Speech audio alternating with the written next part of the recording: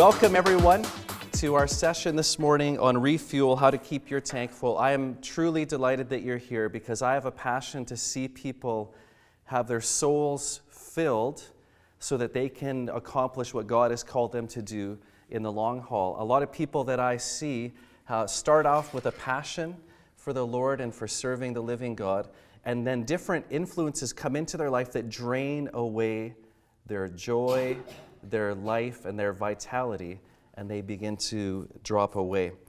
There's a funny story about a couple of years ago when we were at Kettleston Gospel Camp, and we had left our kids there overnight, and my wife and I popped over to Manitoba for a ministry event, and then we were coming back to pick up our kids the next day and our second vehicle that was there. So when we were coming back from Manitoba, we came through Regina, and our plan was, let's fuel up in Regina. But we hadn't seen civilization for a long time, and there was nice coffee at Starbucks in Regina, so we had to go there. And then there was a deal on some power tools at PV Mart, so I had to stop there. My wife had to go do some errands and pick up a few things while we were in the city. We left Regina without fueling up. So we got to camp, we visited with everyone for the evening, we stayed late, we were so happy to hang out with our friends, and then we jumped into both of our vehicles and drove away from camp really late at night. It might have been 1 a.m. So we have two vehicles that have no gas, but we don't realize it. We're just happily driving home, and at about the same time, I was driving one vehicle, my wife was driving the other vehicle. We both realized both fuel tanks are in trouble. So she flashed her lights at me, we pulled over, and the northern lights were beautiful that night, I remember, and we just laughed. Because in Saskatchewan, all the gas stations shut down, like they'd been shut down for hours before that. There was no chance that we could get fuel anywhere. And then our 12-year-old son said, "Hey Dad, isn't the truck pulling the boat?" Because we had the boat, my dad's boat down at the lake. And I said, "Yes." "Doesn't it have fuel tanks?" And I said, "Yes." So we pulled the fuel tanks out of the back of the boat and did the most environmentally unfriendly pour of gas into both vehicles. There was no funnel around, and we were able to get home that night. But that's a picture of what happens to most people at some point in life. If it hasn't happened already, it probably will happen, that you'll get to a point where you probably forgot to fuel up, and you end up with a soul that is feeling empty and dry. And we are designed by God to have a constant pouring of different means of grace into our lives that keep us energized and enlivened to fulfill what God has called us to do. It is not God's will that you would be running on empty. But each one of us has to take responsibility to make sure that our tank is getting filled up. So think about your life as a bucket. That's a nice thought. And think to yourself, how full is my bucket right now? How is it with your soul? And what are you doing to make sure that something gets poured in on a regular basis into your soul so that you're fueled up? You might be having all kinds of influences in your life that are draining you, and you don't realize it. Have you ever had that happen before? Where there's certain circumstances that there's been such a small leak in your bucket or in your fuel tank, and you don't realize that that's been a leak until a long time afterwards, when you're running dry. Think about some of the different draining effects that might be happening in your life now or down the road. People feel drained when there's a delay in their life. They feel like God has called them to do something and they don't see it quickly enough. And when there's a delay, a longer waiting period of time than they would like, then they start to feel deflated and drained. Anybody ever have that happen? What about difficult people? Do difficult people drain your tank? I always laugh about this one because this is my personal favorite. People that are, for various reasons, have a lot of their own unresolved issues and come into my life and leave me with another hole in my tank where the fuel is spilling out on the ground. What about demonic attack? Have you ever had a time in your life where there's something that's not explainable other than the fact that Satan is coming against you and God's purposes in your life? What about people putting unfair expectations and demands on you? Does that drain you? When you know that you can't possibly meet all the expectations of everyone who's around you in your life at a given time. Has anyone ever had physical challenges that just kind of deflate you? Some kind of a health issue? What about strife in relationships? You know, if something's not going right in a relationship with someone who's close to you, do you wake up in the morning and just say, I'm ready for a new day. This is going to be such an awesome day. I'm ready to do what God has called me to do. No, probably not. You're probably waking up and feeling like, ugh, like there's a terrible weight that's on you. Unresolved family issues. People maybe mistreating you. That'll drain your tank. What about just weariness and exhaustion? What about when you don't get enough rest? Do you feel really amped up about doing what you're supposed to be doing in life when you don't get enough rest? Usually you don't. What about stress? What about inner turmoil inside of your life because of lies that you believe about yourself, about others, and about God? That'll drain you. We'll talk about that a little bit more. Robert Clinton is a leadership expert, and he says that only 30% of leaders finish well. Think about that. Only 30% of Christian leaders finish well. That means that 7 out of 10 Christian leaders didn't have a plan of replenishment. They just went on with life in a naive way, just thinking it's automatically going to happen.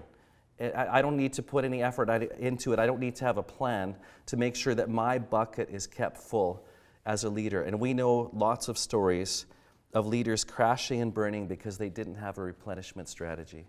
So the goal for today is that you would walk out with some good thinking about what your replenishment strategy needs to be.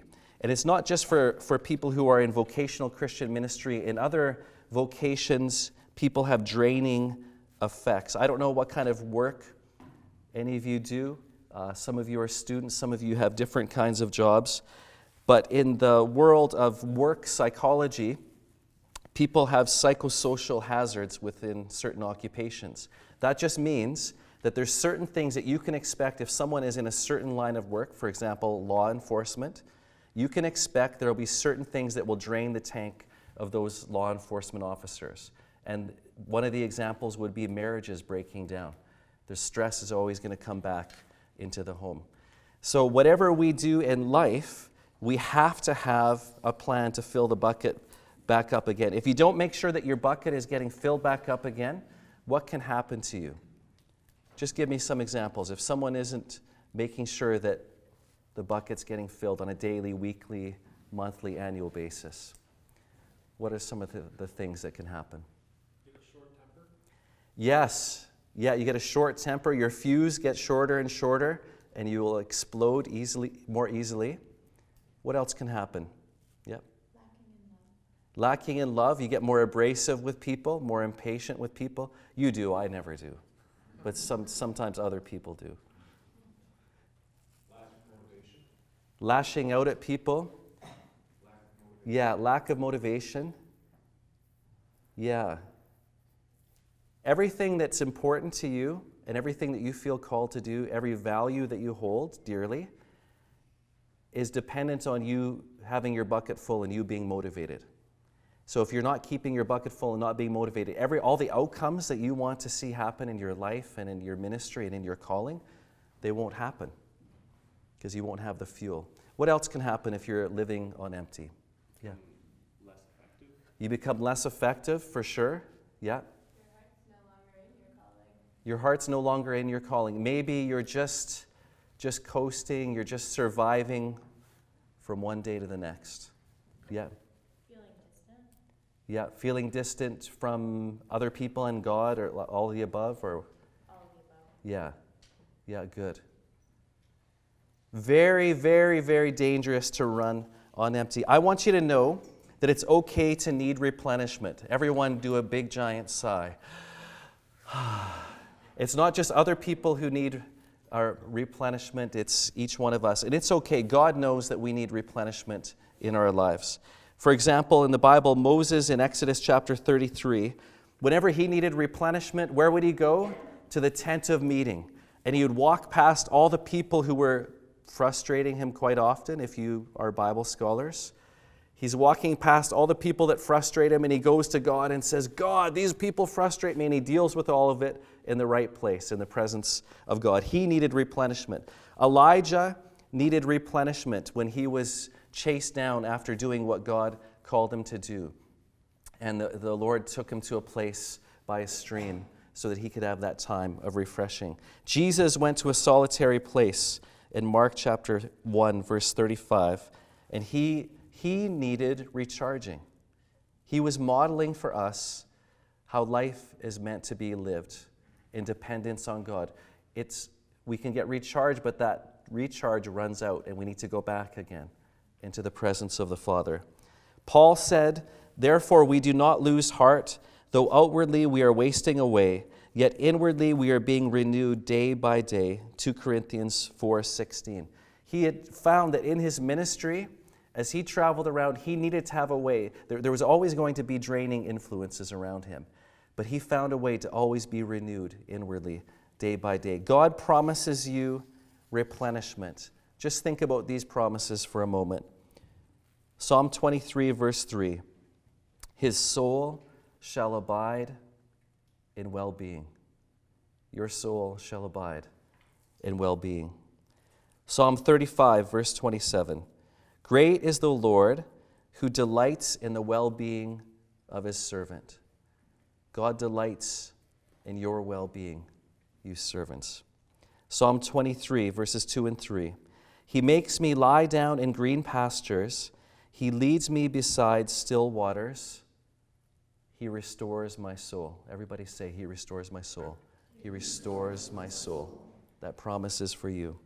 Jeremiah 31, verse 25. For I will satisfy the weary soul, and every languishing soul I will replenish. God promises if your soul is languishing, he will come to you and he will replenish it. 1 Peter 5, verse 10. And after you have suffered a little while, the God of all grace, who has called you to his eternal glory in Christ, will himself restore, confirm, strengthen, and establish you. The replenishment is there. The means of grace for each one of us to stay continually replenished are there. They're available. God wants us to have them, but we have to tap into them. So do you have a replenishment strategy? I believe that the most important thing that you should be thinking about in the next year is how to come up with a replenishment strategy and how to work your replenishment plan. Because as I said before, that will fuel everything else that's important to you in life.